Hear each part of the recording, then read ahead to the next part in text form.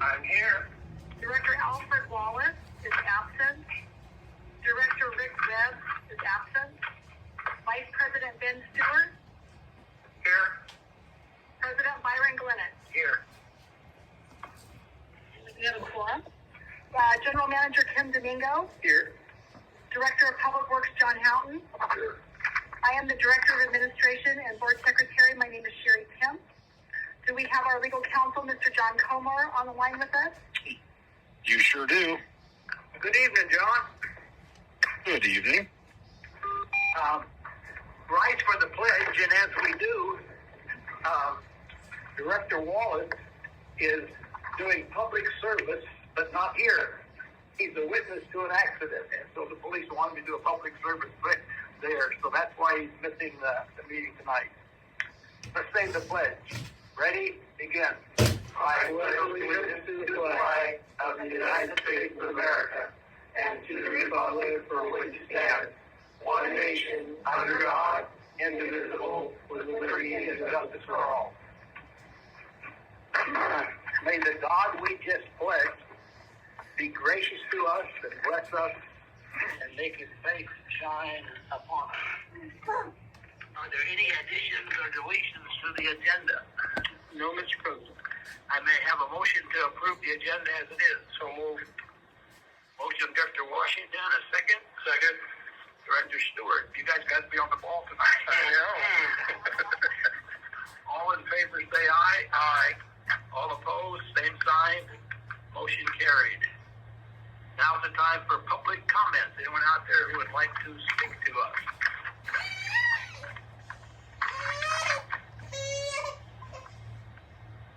I will speak now as a member of the public. Last Thursday, June 6th, was the 80th anniversary of D-Day. I would like to share a contrast that illustrates what's happened to our nation in the last 80 years. I usually bring a quote from my father, but tonight I thought I'd just use his experience as a contrast to the front page news in the Antelope Valley Press on January 6th. The Marines would not take my father when he attempted to enlist during World War II because he was too old. But the Navy took him. So he went into the Navy, but because he was a mechanic, that's what they wanted to use him for, as a mechanic. So he spent 4 years in San Diego as a mechanic. The Antelope Valley Press, and think of the number that died on D-Day and the commitment they made. On December 6th, front page, nothing about D-Day, but front page, BYD workers take Mental Health Day.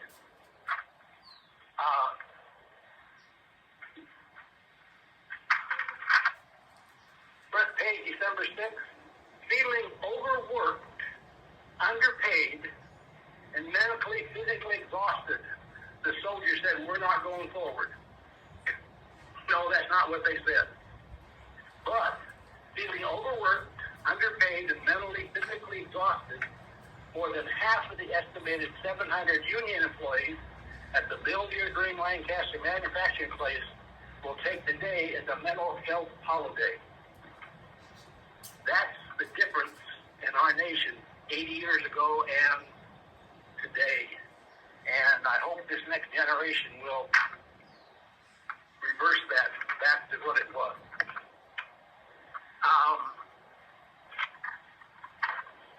Voluntary public roll call. Anyone out there want to let us know you're there?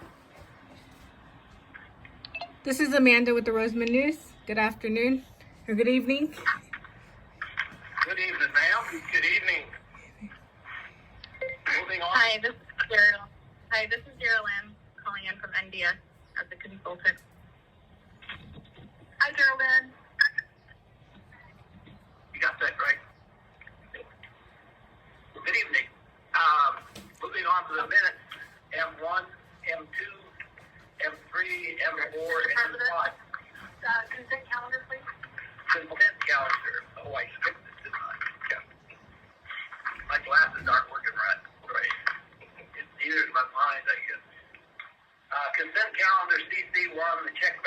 from May the 14th to June the 3rd. I have a motion.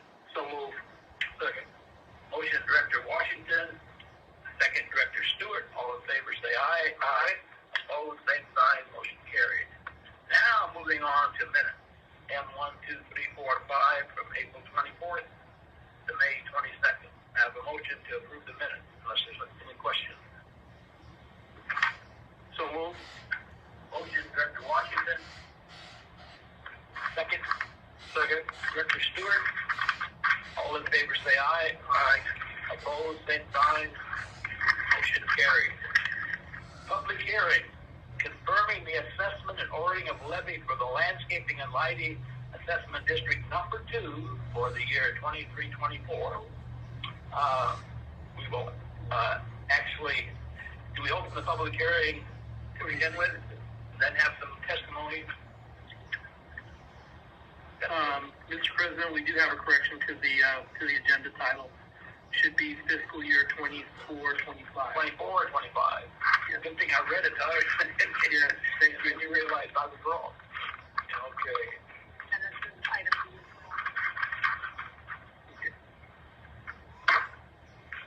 Then I will open the hearing on resolution 2024-7 at 6:07. Brief presentation from the district staff. Thank you, Mr. President. I am going to go ahead and read the staff report because it's pretty short. And if there are any other questions, Mr. Rate is on the call to answer any further questions if you have.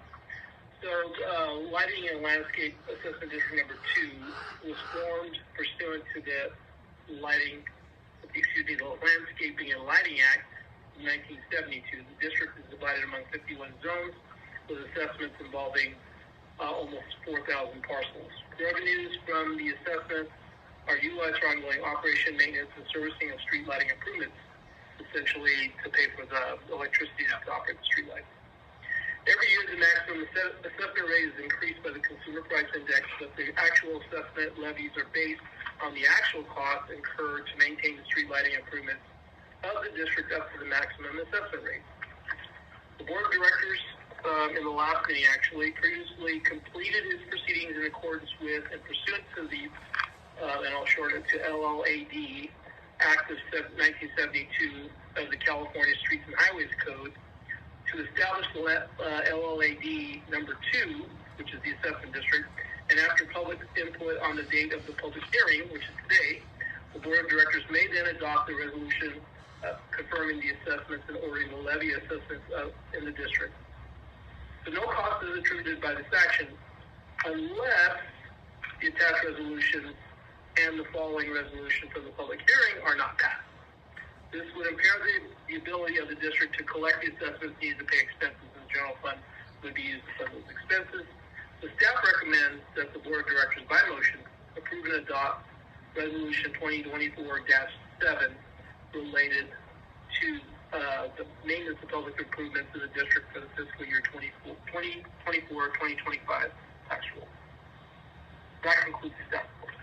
We went through quite a lot of controversy in the past on these lighting districts, and it was very difficult to finally get the community to realize that all we were doing is being the cashier, and that we weren't the one that was determining that. And I think everybody understands that now, but they have to be renewed every year, and there is sometimes an increase that the county automatically puts on there to cover the electrical costs. That was according to the Consumer Price Index. Yeah, that's kind of a summary of it. Yes. Does anybody out there have any questions at this time on the board or out in the public? Now's the time we'll take public testimony.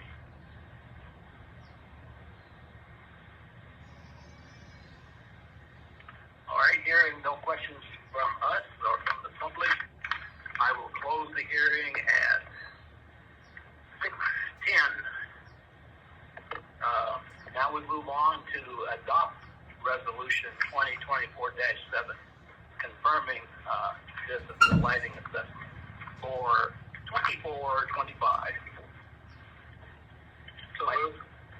Director Stewart. Second. Second, Director Washington. All in favor say aye. Aye. Aye. Opposed, same sign. Motion carried. The lights are on for another year. There you go.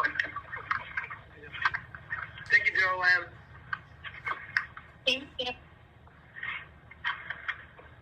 New business, NB1, indemnify apparent low and responsive and reasonable bid and approval agreement with Lyle's Utility Contractors for track water service replacement project. Is that Trackle? Trackle? Is it somebody's name?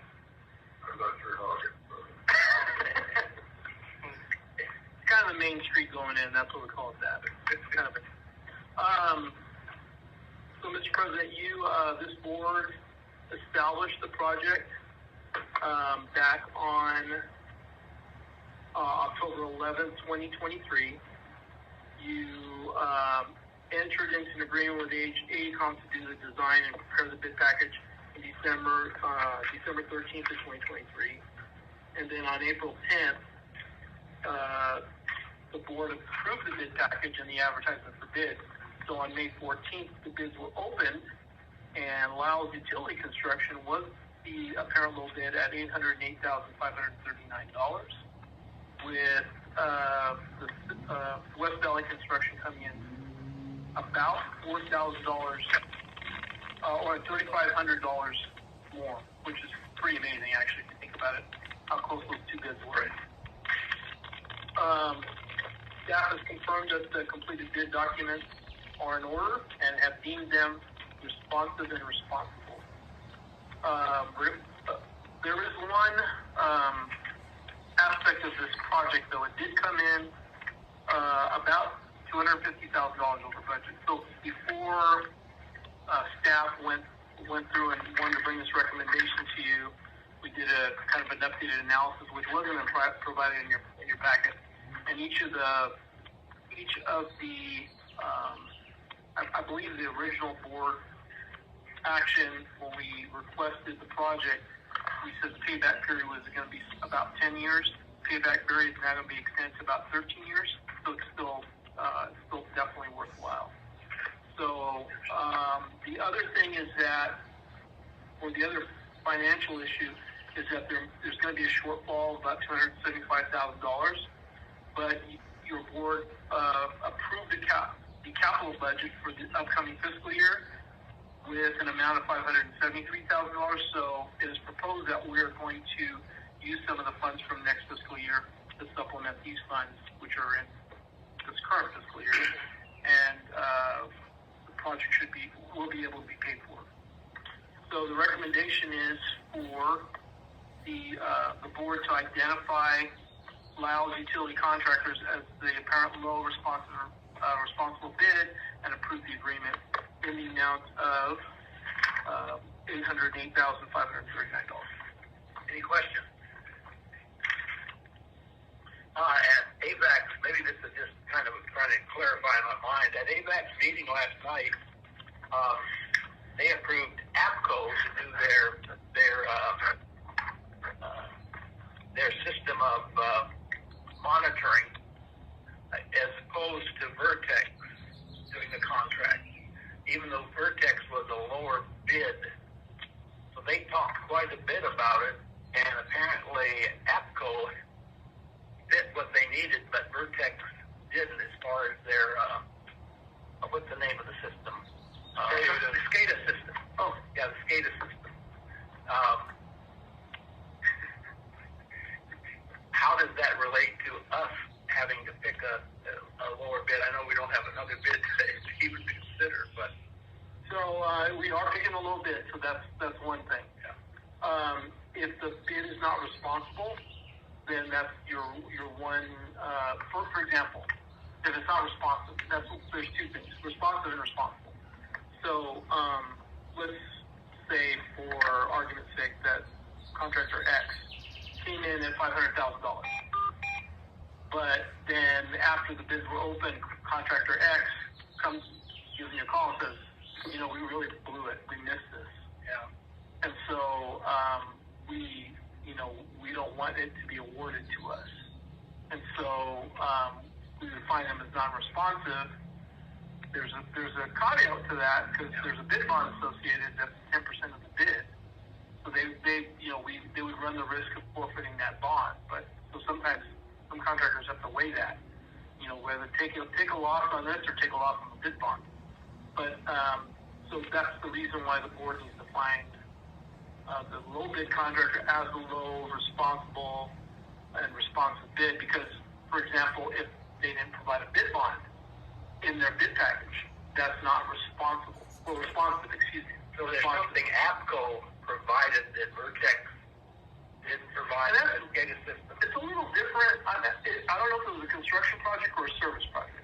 I think it's a service project. So if it's a service project, it's a little bit different because perhaps because they're their qualification. It's the software system. Yeah. I'm looking. I actually have two questions for you on this. That's pretty amazing that they're within $3,400. Yeah. For our two bids. Yep. Yeah, I mean the drawings of the bid package is actually pretty tight. So the questions I have are like like with the ADEC one, I think what we use the term is sole source. This is the one that we can get the best. This is what we're looking for, and these are the only ones that are really bidding on it that can offer what we're looking for. So that's good. My question is there any contingency money in this? Yes. So it could be lower, but we have to go with contingency in case stuff goes over, or is it additionally even higher? So the total project cost, the contract is for that amount, $808,539. In that amount is, I forgot if it was $35,000 or $25,000. I think it's $25,000. $25,000 set aside for our flat work. So it could be, if there's no flat, I know there's going to be flat work repair. That needs to be done. So there's already an amount in there to address any flat work extras that need to happen. I've also included I prepare what's called a project cost analysis, and I include our guys' inspection time, project management time by Public Works and myself, any testing. I also include a 5% contingency. So I've got additional money figured into this that when I said we were going to need about $275,000, that's figured in.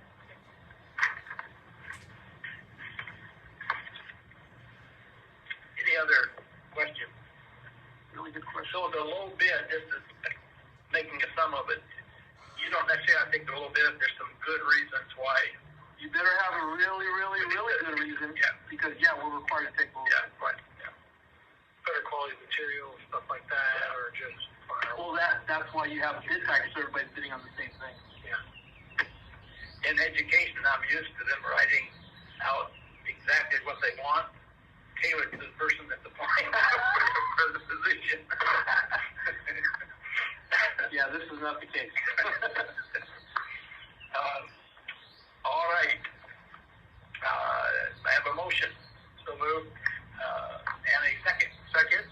All in favor say aye. Aye. Opposed, same sign. Motion carried. NB1 is approved. NB2, approval agreement with Chiquita Canyon LLC for the development of the wastewater treatment ponds to receive, I would say, their waste. I don't know what that word is. Leachate.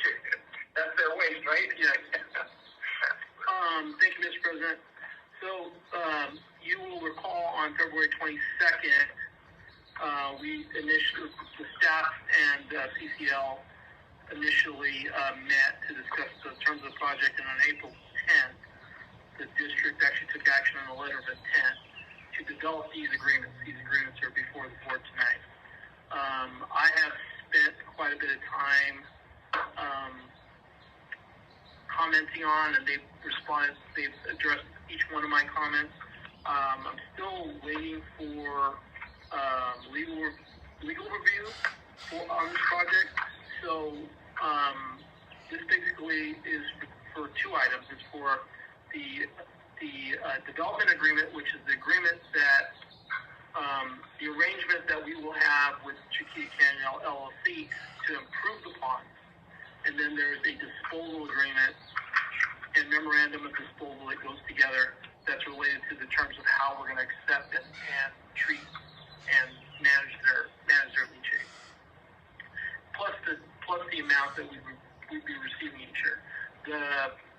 costs for the improvements, we won't know until they actually bid it out and have to construct it. Because the cost of improvements are all going to be borne by Chiquita Canyon, according to our development agreement, including the removal of our sludge, of our accumulated sludge. So,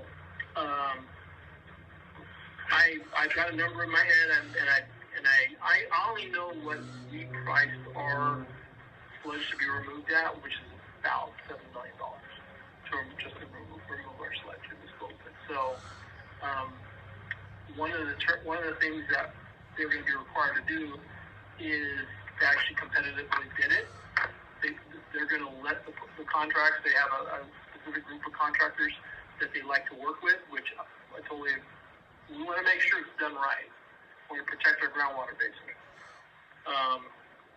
And so they have to do competitive bidding, and they have to do prevailing wage. So they're going to follow public contract code, which they're required to do when working on a public facility.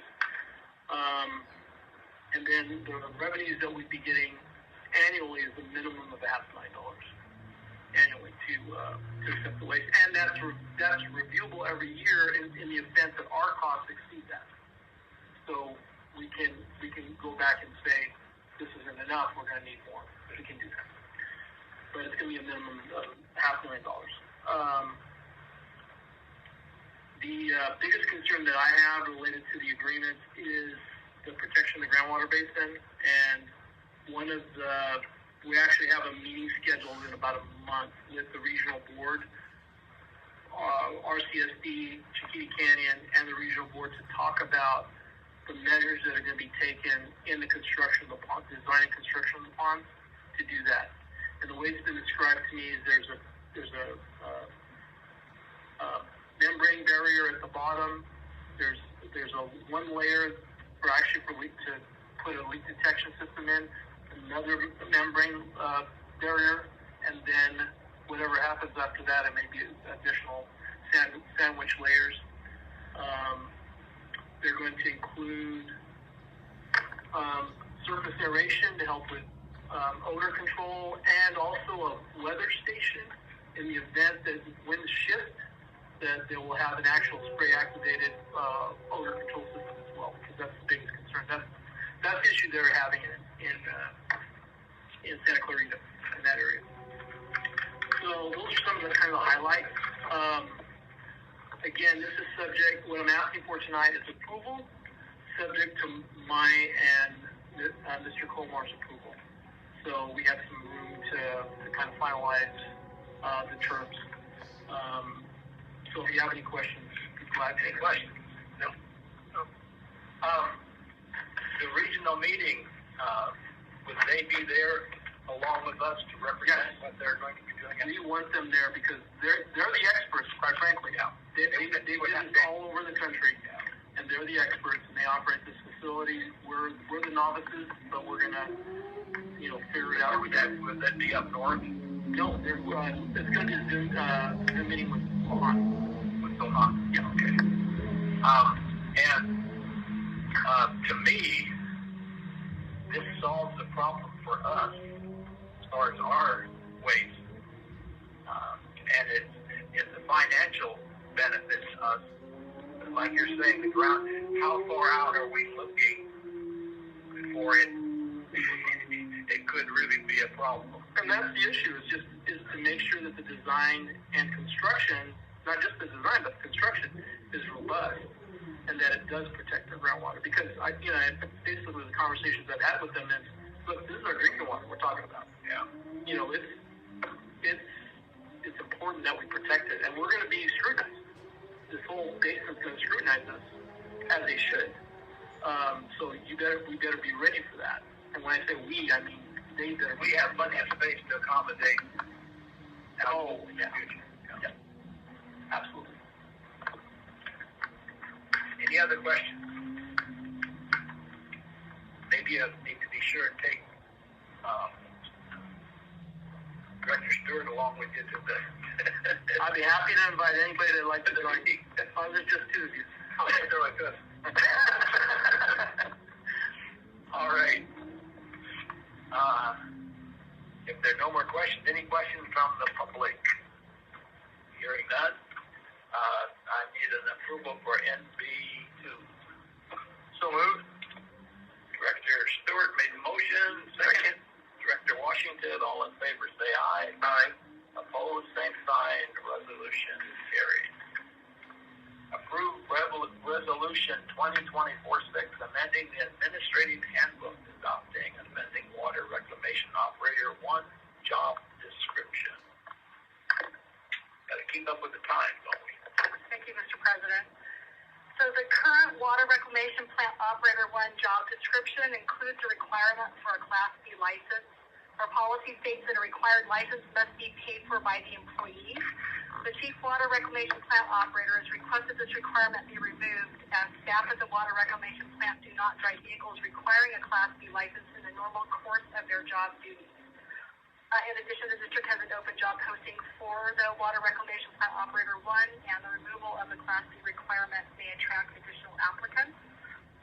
Our GM has reviewed this and is in agreement with the removal of the Class B requirement, and we're asking for the board to approve resolution number 2024-6 to amend the job description for the water reclamation plant operator 1. Does it have that magic last sentence and any of their assigned duties? Any questions? Yeah, I had a question outside of removing the requirement and more focused on the policy itself. Could you kind of explain to me why we want to charge the employee for a commercial driver's license as opposed to the district picking it up? For example, I was a commercial driver for 15 years. I'm on duty when I'm off duty. There are different requirements when you hold a commercial license than a regular Class C license. It seems like it benefits the district more than it does an employee. So I was a little perplexed why the employee has to pick that cost up and not the district. That's a very good question, Director Washington, and one that I think perhaps when we get into meet and confer in the next MOU, we may want to reconsider our position on how we treat that. That we just, the Director of Administration and I just had that conversation earlier. The same comment that you made. So, but again, I don't want to assume anything, and I want to make sure I understand the situation fully. So, I mean, my understanding is it's been like this for a long time. That doesn't mean that's necessarily the right way to do it, but it's been that way for a long time. And so, so it is what we have right now. But and because anytime, so the union did reach out to us on this to just ask some questions. Potentially, if it had adversely affected a position, they might have wanted to meet and confer before we brought this to you. But when we explained what we were doing, they were okay with it, so they gave us approval to move forward. But anytime we change any of our positions and policies, it's usually going to open up a meet and confer. So I think that discussion is best left for our next MOU, which will be coming up in a year. So, a couple things, I know there are questions and comments. I know as of January of last year, for anybody to go get a CDL, you have to have 15 hours behind the wheel by a certified trainer. So that's going to be $3,000 to $5,000 out of staff's pocket to achieve this. So that's a big chunk of money. The second thing is, do we have to repost the job flyer now? If we take this off, do we have to repost the job flyer, wait an additional amount of time because now the requirements have changed? So, in anticipation of it was posted with that requirement. Okay. And then my last question, do we not drive a water truck at all at the treatment plant for dust control? We do, but they are not Class B required, Class C vehicles. Yeah, our these rates. So it's under the weight requirement. I think it's like 26,000 1 pound or something like that. There's a small dump truck and a small water truck out there that are Class B.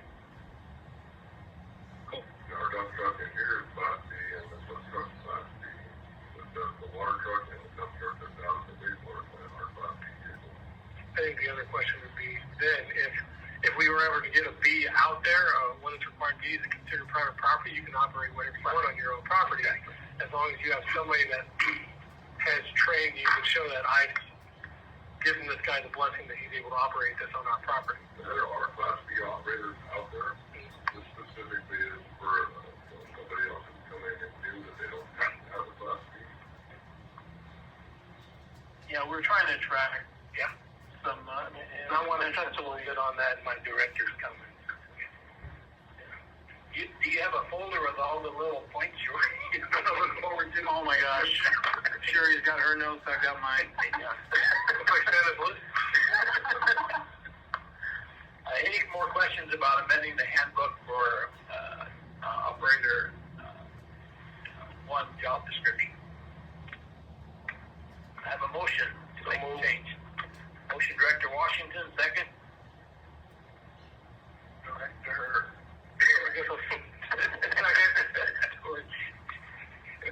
Bing, you get that here. You want to put your name down there. All in favor say aye. Aye. Opposed, same sign. Motion carried. NB4, approval task order 2024-1. Okay for miscellaneous survey and easement work for the arsenic construction project. That old project's still rolling along, I guess. Yeah, you'd be surprised how much progress we've made in the last year. I hope John can back me on that. I think we're making a lot of progress on this thing. This particular so back on October of last year, you entered into a master services agreement and an initial task order with QK for survey services for some additional easement work. So this particular task order that's before you is under that original MSA, Master Services Agreement, but this is specifically for some additional miscellaneous survey work for some easements in the 60th Street Water Company or Water Association area, but primarily to do some design survey work for the Roseman High School connection. Because number one, the state deemed that we could do it under the grant, and number two, the school acquiesced and said we don't have the manpower or the resources to do it. So we have stepped up and said, okay, we'll take on that responsibility. So this amount that has been proposed is just for those two items, and actually, hopefully that's all we're going to need as far as surveying. Any questions on the consolidation project? All in favor say aye. Aye. We know who's going to do it. So moved. May I have a motion, Director Stewart? And I'll second. Second, Director Washington. All in favor say aye. Aye. Opposed, same sign.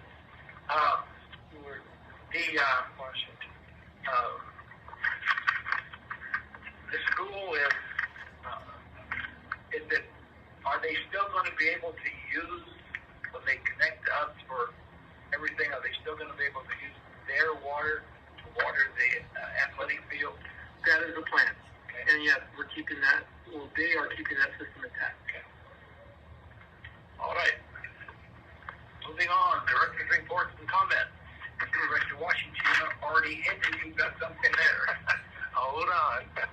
Thank you, Mr. President. I'd like to take a moment to start by thanking the staff at the reclamation plant and our general manager, Kim, for the recent informative director's tour at the plant. There we saw firsthand water resilience in a state-of-art form as we continue to do our part in recharging the basin through treated water percolation. I think witnessing the process at the plant gave some a better idea of how water is treated and put back into the ground. So again, thank you, Kim, Ryan, and staff. As you know, as someone who spent my first 17 years of my career at a treatment plant, had a few observations. I was really impressed with the overall cleanliness of the plant. the idea of Roosevelt Boulevard road base was exceptional. Really like that. I was very impressed with the plant operations with the staff of only 3 people. As our Director of Administration spoke on, current recruitment is in place for a 4th position there. Just my opinion, and based on industry trends, landing a worker 1 with a wastewater license and a CDL may possibly be a tough catch in a pond with not many fish. I continuously hear at conferences that there is a shortage of trained water workers today. So I want to share, with just over 2 years left on my term as a director, I'd like to use my platform to create an interest among young men and women in this town to pursue a career in the water industry. Entry-level positions are becoming more common in the industry in terms of apprenticeship programs. Recently, the DWR graduated 21 entry-level folks through their 4-year apprenticeship program. My last 2 years at Met were spent in the apprenticeship program, interviewing and proctoring potential candidates. A large portion of Met staff is built through entry-level positions via the apprenticeship program as well as succession planning. We kind of called it building tomorrow's workforce. So in my vision, I'm hoping maybe one day we look to start field trips, field tours among students at our reclamation plant, creating interest, maybe a summer part-time apprenticeship program for interested participants. Looking to soon apply for current Rcsd positions or apprenticeship opportunities. I noticed we certainly have a solid teacher and plant manager Ryan Becker. I caught on that immediately doing the tour out there. He's a really good teacher. So I'm hoping I can lean on you, Kim, John, Ryan, to share some ideas and spark an interest in Roseman, as well as you, Mr. President, with your expertise as an educator for well over 50 years. I also think we can tap in your memory banks and find out that there was one big program like that here in Roseman. It was. I just wrote down what I was going to say in relationship to that. Yeah. Okay, and that's all I have today. Director Stewart. What do I got? He said, I appreciate the tour. It was nice to see it. Nice to meet the staff out there. I met Ryan. We came in here to get the update. So it was nice to see him again. And the other guys. I only don't remember names. I'm terrible. I apologize. Other than that, Father's Day this weekend. Thank your father. If you still have him, if you don't, think about him. Because I try to tell my boys every day, you guys are going to miss me when I'm gone. Ask me the questions now. So, that's all I got. The first time I was out at the sewer treatment plant was then almost 20 years ago, and the change has been very significant. And breaking of the ground out there when we started on kind of 2 different breakings when we had 2 different approaches. But it's not at all what it looked like the first time I went out there. And I don't know why I was picked, but the school assigned me to go with students in a bus, and there was about 40 of us, to the treatment plant between us and Lancaster. And that was 35 years ago. I didn't have any concept of the types of jobs that they did, and they took all the students around and to that facility there. And my eyes were open, and I'm sure students' eyes were open, but they probably need more opportunities to do that. And I know we're planning a public tour soon, but we could probably, I don't know if it'd be through science program. I think when I went, it was through a science program that developed it. But we took a school bus, and there's about 35 of us that went to that plant. And I heard a lot of comments about the students and the concept. They didn't even have any idea this type of a job was there, or this type of a job. The number, of course, there's a lot different than ours. I don't know how many different jobs there are at that plant there between us and Lancaster.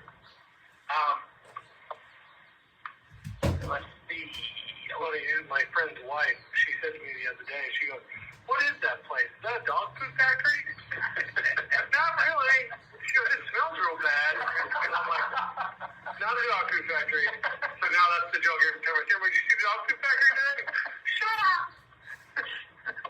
And adding to that, when I went to the Las Vegas thing with you guys, or was it Tri-State? The Tri-State, that opened my eyes too to a whole different aspect of, instead of directors and managers, of workers and all the different things that they all represented.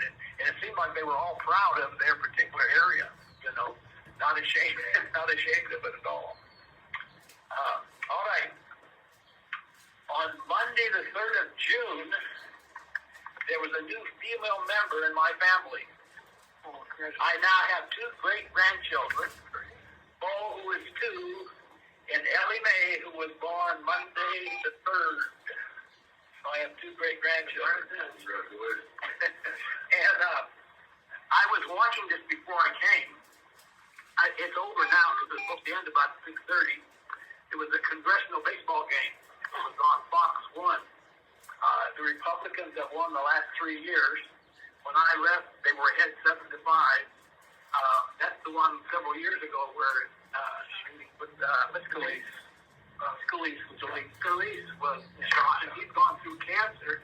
And I don't know if he was playing or not, but he said he was there. But I think that probably brings more unity between the Republicans and the Democrats than anything else they do in Congress. And there were over 25,000 people there watching the game. Of course, it's for charity. They're raising money for charity. But we need to remember our congressmen and senators need to get along with each other. We know what it's like to be on divisive boards. And even though you have different viewpoints, unity, the decision has to come out and everybody accepts the decision. But anyway, I don't know what the score is. The game's over by now. All right. Moving on. John, I'll try to remember next Public Works week next year. Lancaster plays Palmdale, and Palmdale plays, I want to say, not Court Hill, so it's got to be like County Public Works. You would probably have to get almost everyone on your staff to get a softball team together, but We got some ballers on that. we can reach out to you and do a tournament style one. You guys have a good time. Palmdale usually provides like hot dogs and stuff like that. It's a big family. Oh, that's cool. They start looking at a few of those guys at the reclamation plant. Yeah. The football. Got some Raiders out there. Some big guys out there. Being that we're talking trivia, and you said hot dogs, you see that hot dog eater, he's losing his reputation because he's sponsoring vegan hot dogs. Joey Chestnut. All right. General Counsel, you got anything exciting to tell us? John? If you get together a football game, I'll play. What position? Well, many years ago, I used to throw the ball pretty well, so. There you go. It doesn't go away. It's on public record. So you can't take it back now. It's like we're on the phone. We did it now. I had a qualifier in there decades ago. All right. General Manager update. Thank you, Mr. President. I don't have much tonight except to say that I'm going to be at the CSDA Leadership Conference starting from June 23rd to 25th. We are going to be attending the Palmdale Water District Pure Water groundbreaking. That's going to be Director Washington, Director Webb, and myself.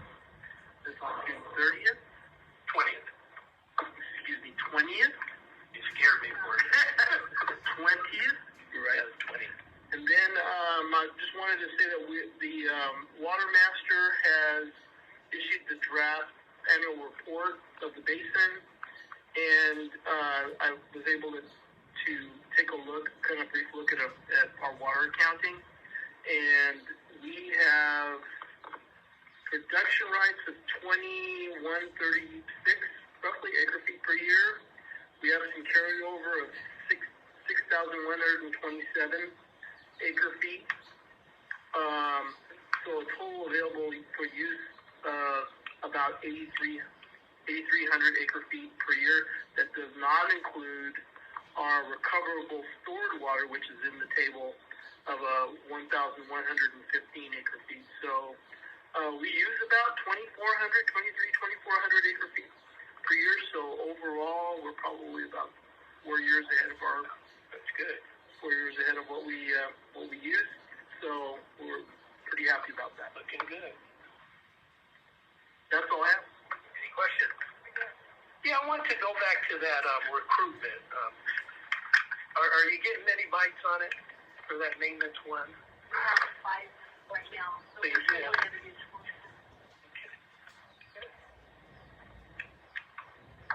All right. Director of Administration update. How's the blood drive going? Tell us Oh, about yeah. The blood drive was a success. There was approximately 40 donors. It was a little bit less than before, but they had an online enrollment goal of 30, and they had 32 people enroll online. They always encourage the appointments. But there were, several walk-ins, and it seemed quite busy all day long. It was very steady, and they were very happy with the results. The gentleman that came from the Red Cross was a volunteer that talked to us about the fire and what they do for the community and whatnot. He'd like to come back, and today we can have him do a presentation a little more in depth for us. So we had a total of 20 accounts that were shut off for non-payment on June 4th. One payment arrangement account was shut off for non-payment on June 11th. We have had 2 facility use requests so far this month. One from Eastern Economic Alliance for a business meeting on July 11th from 2 to 4 p.m. And the second request was from the Kern Council of Governments for a regional transportation planning workshop on July 30th from 11 a.m. to 1 p.m. I would really encourage you to, if you can, to be part of that one. that was July what? July July 30th. July 30th.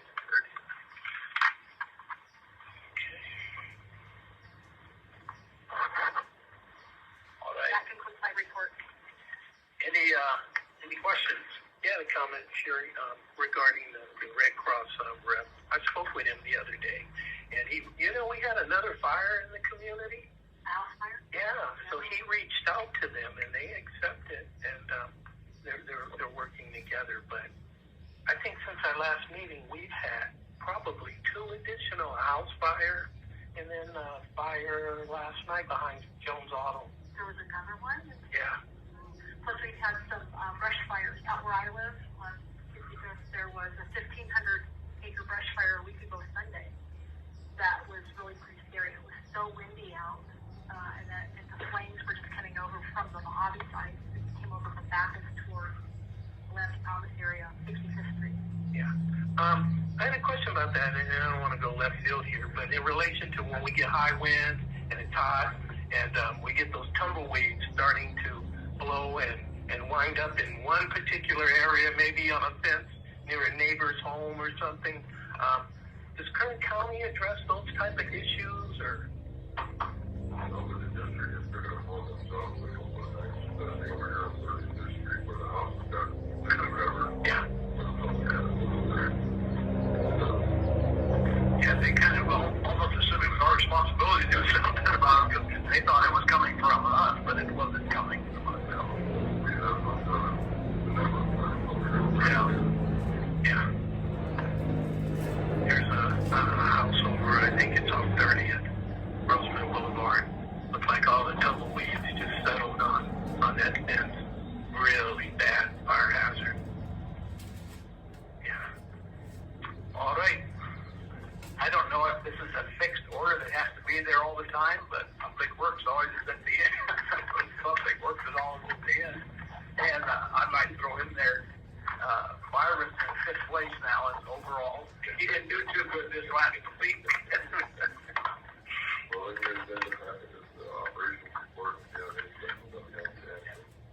That picture of that manhole that was covered, you located? Was that on the Roseman Boulevard project? No, it was actually in new development over here. They paved over it, and they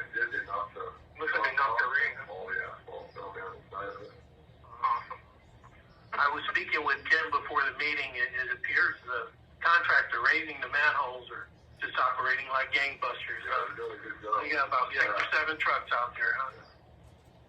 Yeah, moving really fast. Yeah.